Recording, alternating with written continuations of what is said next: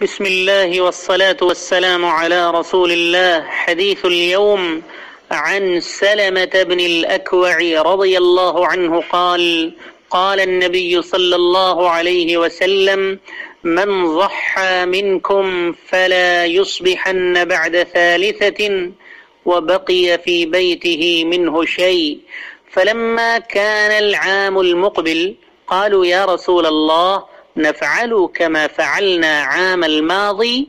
قال: كلوا وأطعموا وادخروا، فإن ذلك العام كان بالناس جهد فأردت أن تعينوا فيها.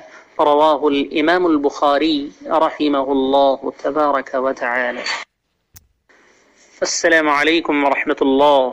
آج کی حدیث شریف حضرت سلمہ ابن اکوع رضی اللہ عنہ فرماتے ہیں کہ نبی کریم صلی اللہ علیہ وسلم کا پاک ارشاد ہے، ایک دن آپ نے ارشاد فرمایا کہ جو بھی تم میں سے قربانی کرے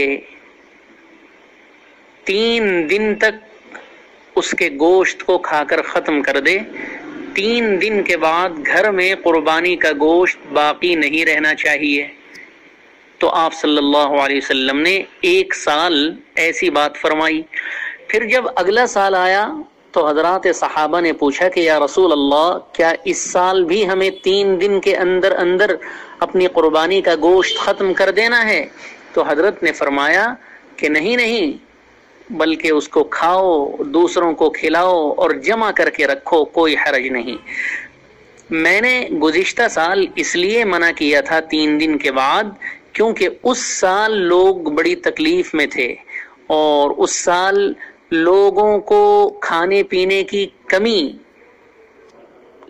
آئی ہوئی تھی. اس وجہ سے میں نے ارادہ کیا تھا کہ 3 دن کے اندر اندر تم اتنا سارا گوشت کھاؤ گے تو نہیں، بلکہ اسے ختم کرنے کے لیے صدقہ کرو گے، دوسروں کو دو گے اور اس سے دوسروں کا فائدہ ہو جائے گا. اس لیے میں نے وہ بات گزشتہ سال بتلائی تھی.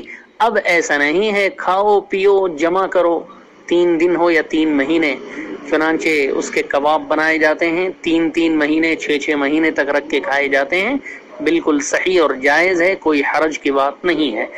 حدیث شریف جو روایت کی گئی وہ صحیح بخاری کے اندر ہے. السلام علیکم.